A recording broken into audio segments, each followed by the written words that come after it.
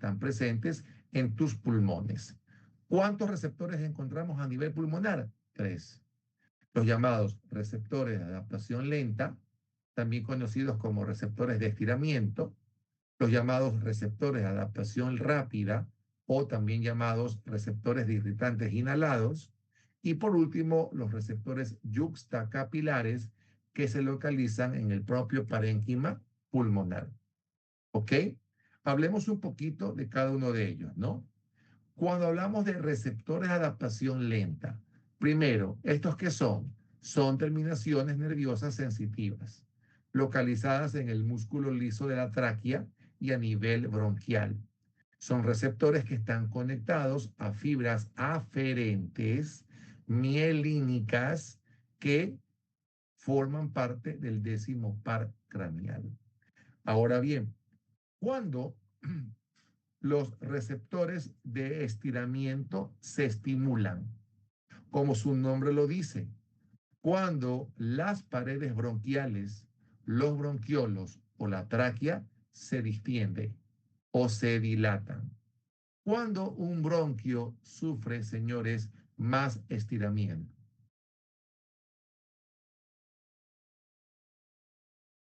A ver,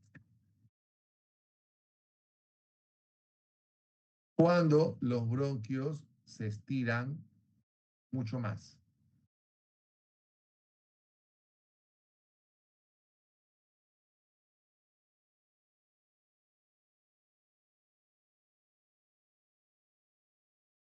Por lógica, señores, ¿quién responde? Cuando entra más oxígeno. O sea, cuando hay expansión pulmonar. Cuando los pulmones se expanden, se están por ende llenando de oxígeno. ¿Y qué le pasa a tus bronquios?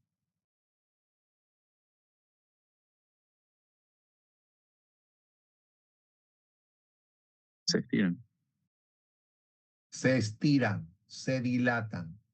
Cuando un bronquio se está dilatando porque hay mayor entrada de aire, en ese momento se están estimulando receptores de adaptación lenta que se encuentran justamente en las paredes de esos bronquios.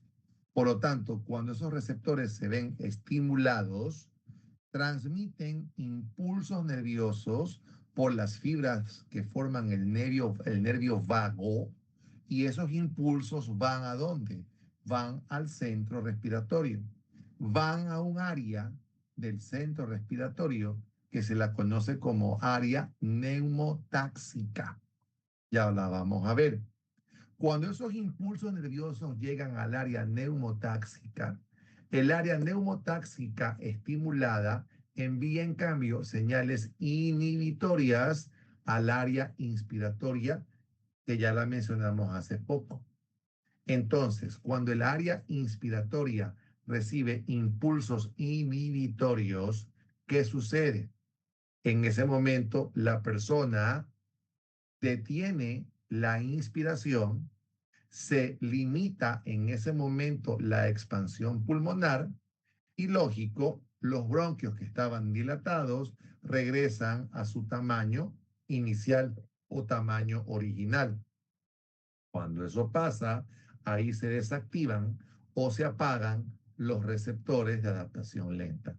Es decir, los receptores de adaptación lenta, cuando se ven estimulados, van a limitar la expansión pulmonar. Es decir, ¿cómo evitamos nosotros que nuestros pulmones se llenen o se insuflen excesivamente de aire? Gracias a un reflejo que es el que les acabo de describir y que es el llamado reflejo de distensión o reflejo de Hering-Breuer, donde participan los receptores de adaptación lenta. Cuando estos están activos, están mandando señales nerviosas al centro respiratorio. El centro respiratorio recibe estas señales primero en el área neumotáxica, y del área neumotáxica se envían en cambio señales inhibidoras a el área inspiratoria. Si yo inhibo el área inspiratoria, Estoy cortando en ese momento la inspiración de la persona. Y de la expansión pulmonar que se estaba provocando, regresamos al rebote pulmonar o los pulmones se retraen nuevamente. Cuando el pulmón se va retrayendo nuevamente, es porque los bronquios están disminuyendo su diámetro y en ese momento se inactivan los receptores de adaptación lenta. Todo eso forma parte, repito, del llamado reflejo de distensión o reflejo de Hering-Breuer. Ese mecanismo es el que controla el llenado de tus pulmones del aire, para que se entienda de mejor manera. ¿Ok? ¿Se entendió qué es el reflejo de Hering-Breuer? Sí, doctor. Perfecto. Entonces, aquí participan, repito, estos receptores, a los cuales también conocemos como receptores de estiramiento. A diferencia de estos, existen los llamados receptores a irritantes inhalados. Estos receptores no son de adaptación lenta, sino que son de adaptación rápida. Es decir, responden rápidamente a cualquier cambio dentro del aire que tú respiras. Estos receptores, como ven ustedes, también se localizan a nivel de tráquea y a nivel de bronquio. ¿Cuándo se estimulan estos receptores? Cuando en el aire que tú respiras hay presencia de irritantes. Ejemplo, humo de cigarrillo, partículas de polvo, gases nocivos, medicamentos o fármacos como la histamina o la metacolina, entre otros.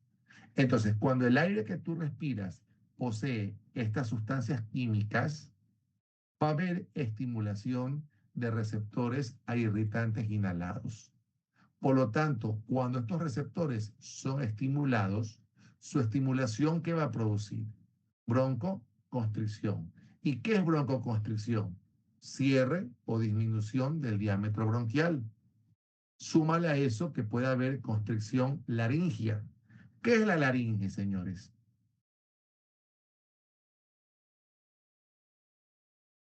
A ver,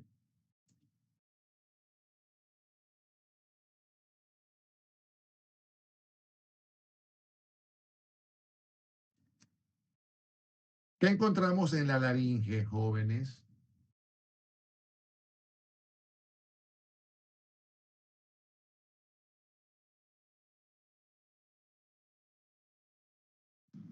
Encontramos, doctor, por ejemplo, sus cartílagos en sí y la epiglotis A ver, dentro. la laringe es a lo que se conoce vulgarmente como la caja de resonancia. Es un conducto que conecta faringe con tráquea. Como tú bien dices, contiene cartílago, en este caso tiroides, que es la que forma la famosa nuez de Adán que tenemos aquí en el cuello. También está la epiglotis, que es una valvulita que evita que los alimentos entren a la laringe. Está también el cartílago cricoides, ¿ya? Que está formado, en este caso, por músculo liso y por un epitelio cilíndrico de revestimiento, ¿ya? Entonces, todo eso, cartílago cricoides, cartílagos aritenoides, corniculados y cuneiformes, ¿ya? Todos estos cartílagos forran por fuera lo que es la laringe. Y por dentro, ¿qué tenemos? Tenemos los pliegues vocales o cuerdas vocales que producen justamente ¿qué? Que producen los sonidos, son los que producen la voz. Entonces, si yo tengo constricción laringea, ¿qué voy a sentir?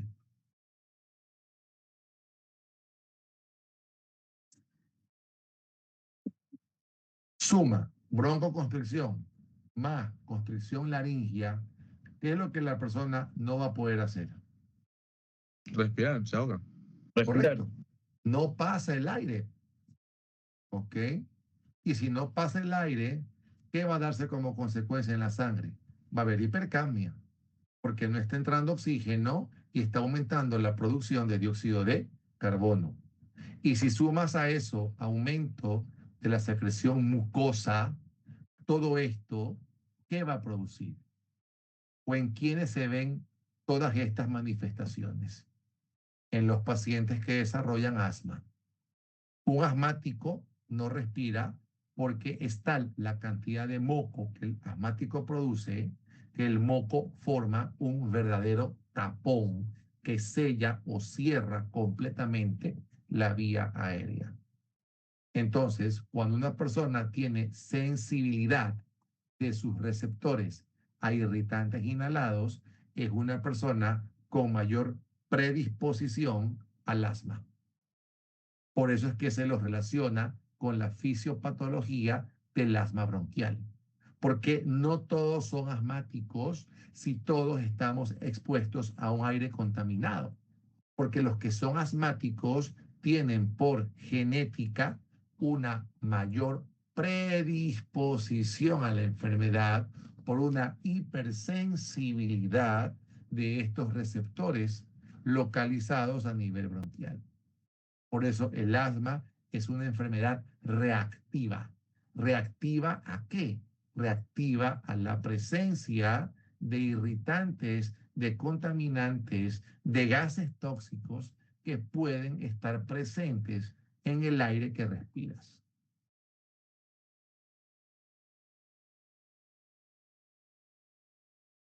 ¿Comentarios?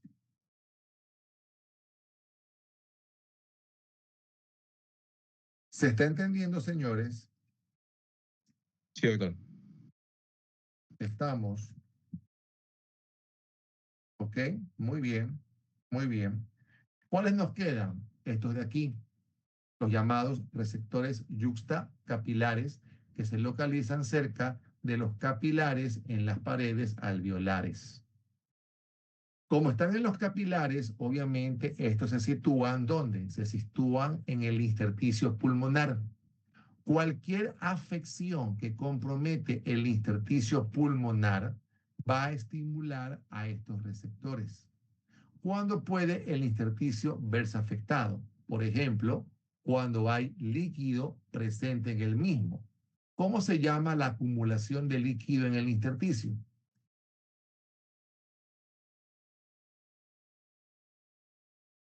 Edema. Edema. Si hay un edema pulmonar o hay un embolismo pulmonar, que es cuando un émbolo ocluye un vaso pulmonar importante y por ende eso trae cambios en el intersticio también, cualquier situación que compromete o afecta al intersticio va a estimular receptores yuxtacapilares. Por lo tanto, cuando hay estimulación, sobre todo enérgica, de receptores yuxtacapilares, esto va a provocar en la persona, como vemos aquí, aumento de la frecuencia respiratoria con disminución de la profundidad respiratoria y lo más importante también, aumento de la secreción bronquial. Todo eso hará que el paciente no pueda respirar. Y si hay un edema pulmonar agudo, el paciente va a estar disneico. Disnea es dificultad para respirar justamente porque se están estimulando receptores yuxtacapilares. Un paciente con un embolismo pulmonar puede incluso morir porque se ahoga literalmente. Entonces, el problema aquí es que esa estimulación de receptores yuxtacapilares, aparte de comprometer la respiración, también puede su estimulación provocar o causar depresión de la función cardiovascular. ¿Ok? Entonces, estos receptores, los yuxtacapilares y los receptores a irritantes inhalados, no son propiamente receptores que se estimulan en circunstancias fisiológicas, sino más bien circunstancias patológicas. Los receptores, en cambio, de adaptación lenta, que fueron los primeros, eso sí, participan de un reflejo fisiológico, que es el llamado reflejo de Hering-Reuer, que evita la insuflación excesiva de aire por parte de tus pulmones. Hace poco vi que alguien alzó la mano. ¿Alguna pregunta? Sí, doctor, de casualidad está compartiendo pantalla porque no aparece como que está compartiendo pantalla. Habla serio. Y recién me dices ahorita, ¿qué logran ver en la pantalla? ¿Qué Sí se apareció, ve la doctor? diapositiva, Yo doctor. se aparece, se aparece. O sea, que esto es un exagerado. Quieren un poco más sabotear la clase. ¿Ya? Bueno, lo importante es que logran ver y al menos me escuchan a mí. Entonces, entendimos cuáles eran y cómo trabajan cada uno de los receptores pulmonares.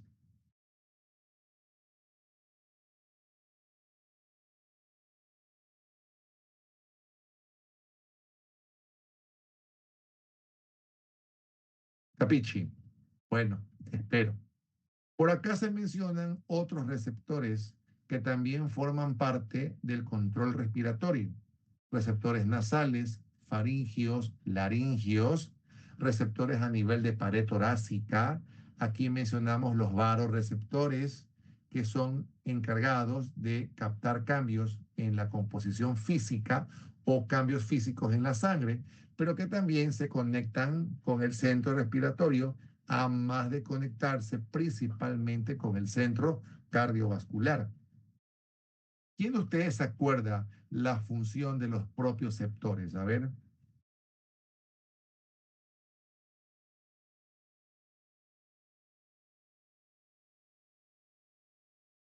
¿qué es la propiocepción? ¿Quién recuerda?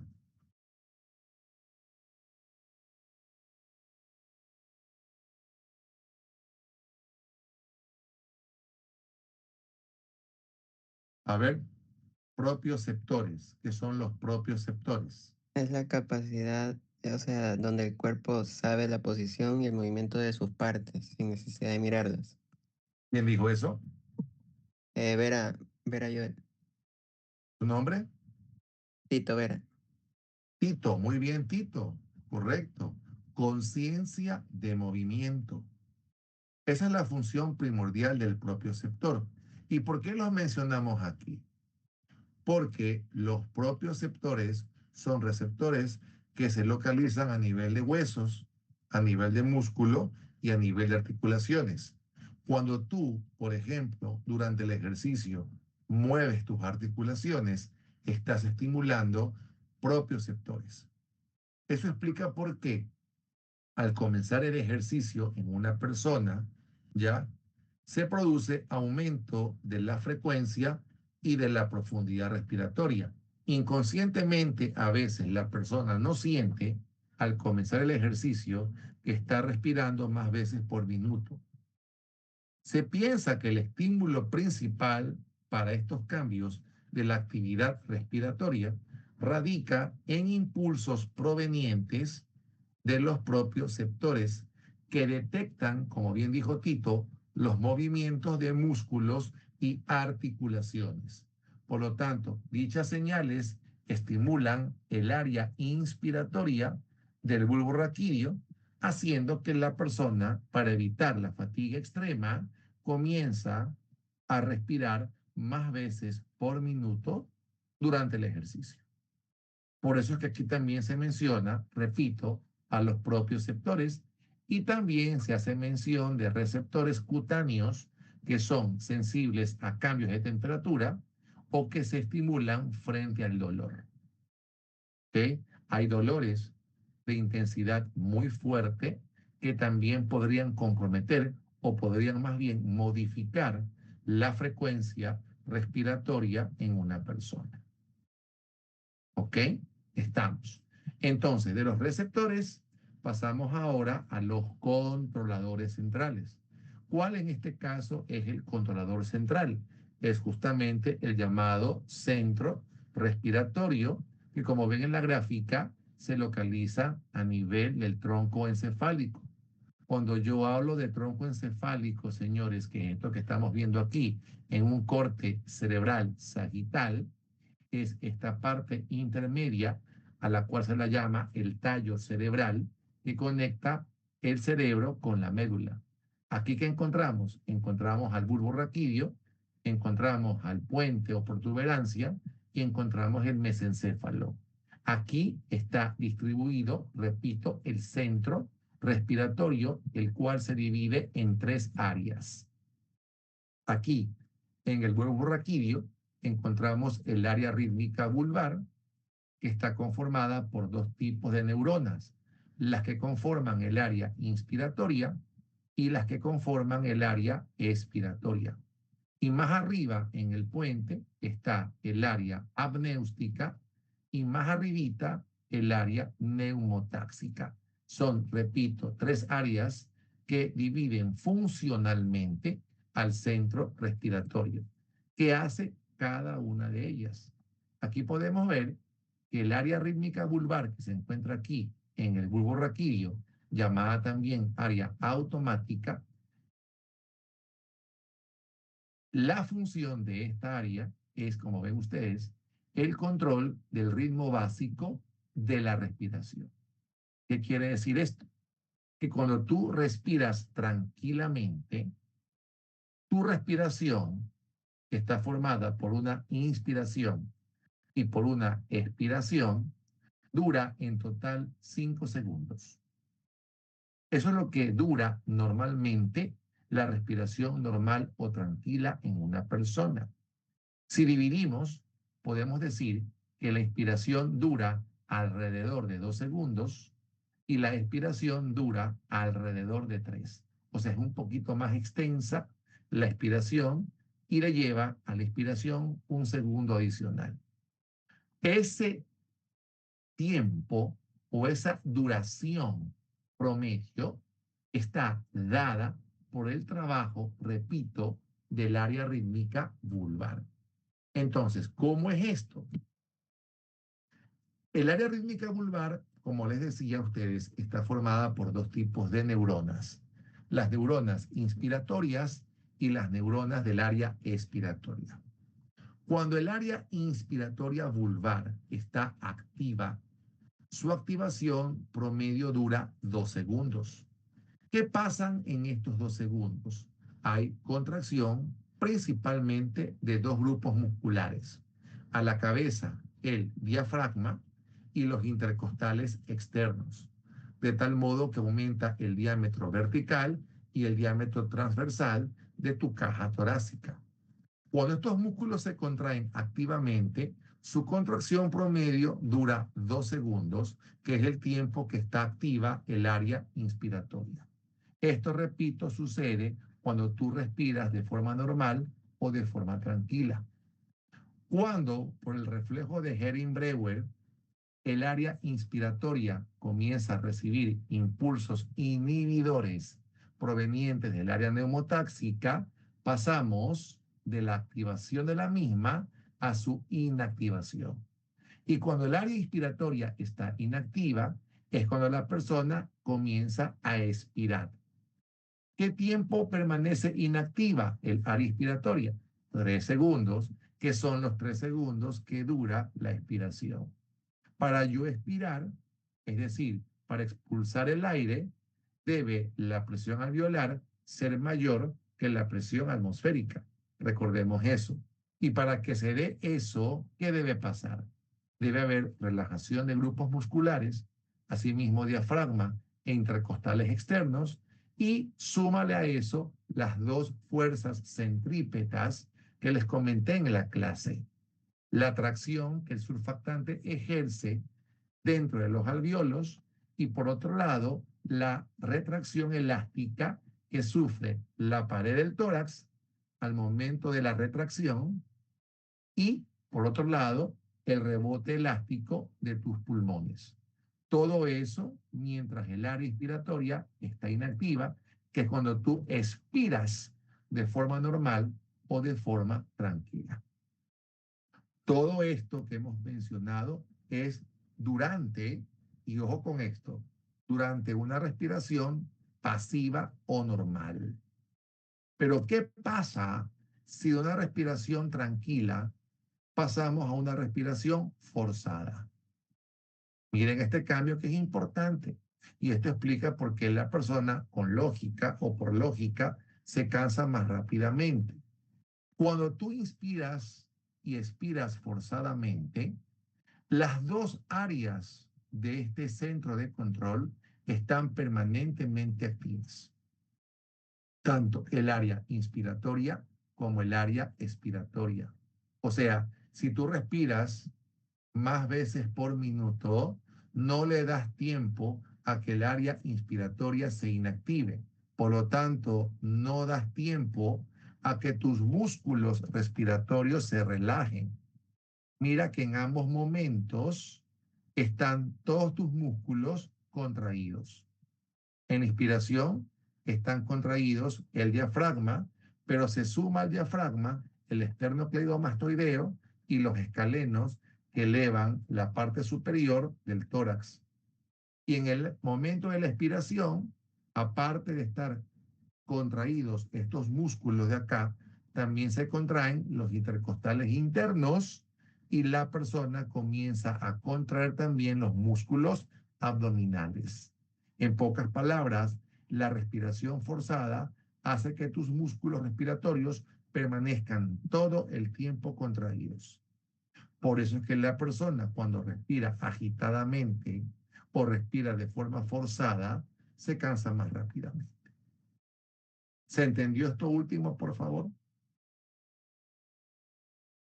Sí, doctor. Me alegro.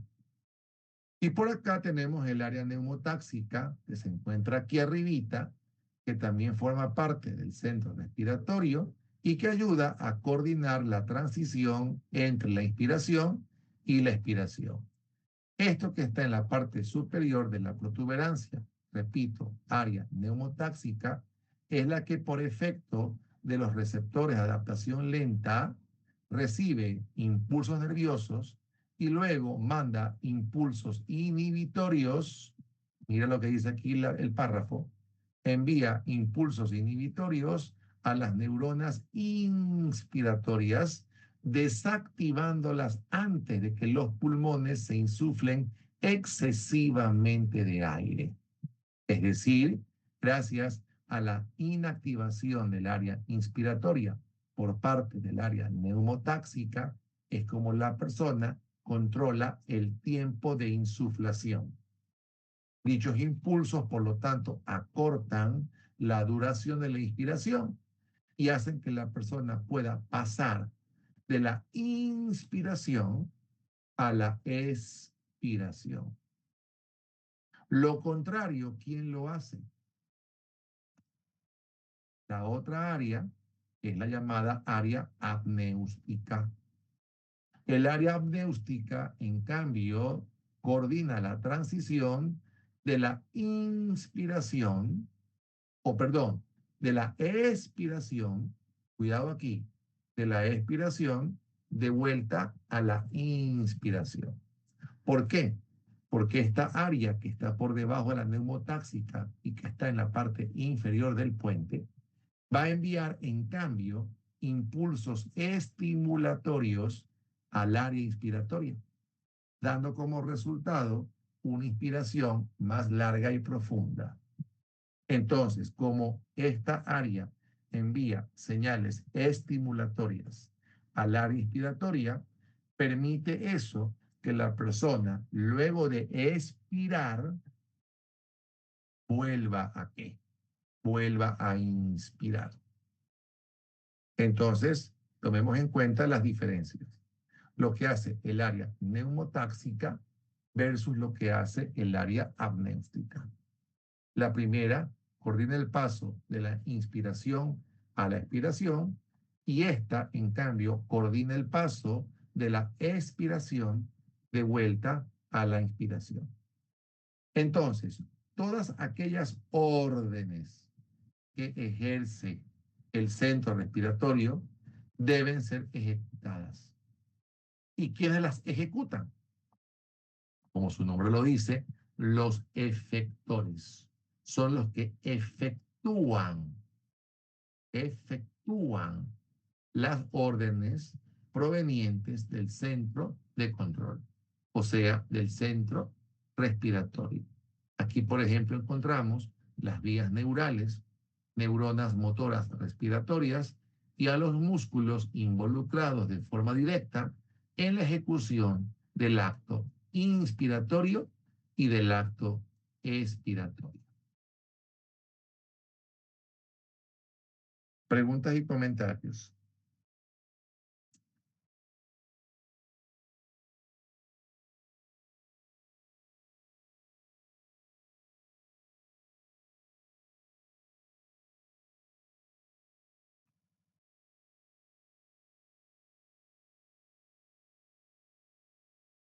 Señores, ojalá estén todos tras las cámaras, porque sería una pena que no estén y no hayan aprovechado el contenido de esta clase. Es la última clase y de aquí van a salir muchas preguntas para la siguiente semana. Son preguntas abiertas, no voy a tomar opciones múltiples. Ya está decidido. Así que todos tienen que traer hoja, papel ministro, pluma roja, pluma azul o pluma negra. Se dicta la pregunta, se contesta de inmediato. Termino de hacer las preguntas que en ese momento se me ocurra hacer y recojo de forma inmediata el examen. Así que, señores, tienen que estar debidamente preparados. Comentarios finales. Lamentos, sugerencias.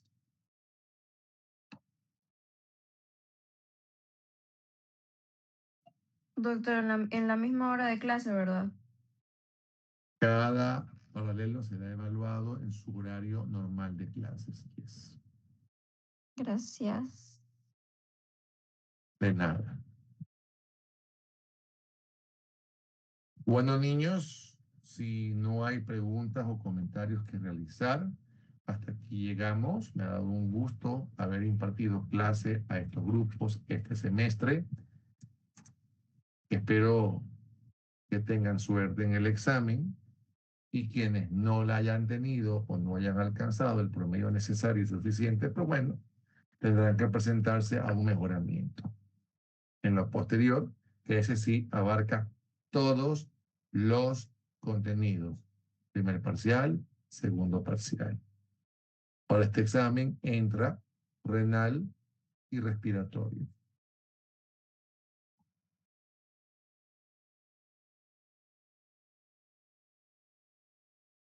Bueno, chicos, un gusto. Nos estaremos viendo la próxima semana. Espero entregarles ahí la nota de sus aportes. Veo que hay aportes muy buenos, así que asumo que han estudiado, por lo tanto, la rigurosidad del examen será mayor. Gracias por esos corazones, Reinaldo. Lo mismo por ahí las demás personas. María Paz también está que envía corazones, me imagino que con el permiso de Ballester. Así que bueno. Doctor, buenas noches. Disculpe, ¿me podría ayudar con la asistencia? Es que entré un poquito tarde. Recién has de haber entrado ahorita. No, ya tengo desde antes aquí. Bueno, ya colocaré tu asistencia. Gracias, muy amable. Doctor, buenas Doctor, noches. A mí también, porfi. Esa voz a esta hora provoca dolor de oído. Qué ¿Perdón? malo. Ah, recién entró. No, entré a las 9:32 y ya había tomado lista. Por ¿Por favor, qué no se identificó en ese momento, Magira? porque usted estaba hablando, no lo iba a interrumpir. Qué respetuosa, de verdad. Obvio. Ya mismo una lágrima corre por mi pómulo. Ay. No hay problema, ya te pongo asistencia, Magira. doctor, buenas noches. Ok, doctor, Disculpe, yo también, gracias. si me podría ayudar, por favor. Bien. Es que está en fisioterapia, doctor. Ah, Ballester. Sí, disculpe. Yo ya me hacía un poco raro verla sola a María Paz por aquí, pero bueno. Estamos, ya les voy a poner asistencia. Bueno, niños, un gusto haberlos visto de este modo. Los veré presencialmente la próxima semana. Pónganse a estudiar y nos estamos viendo. See you the next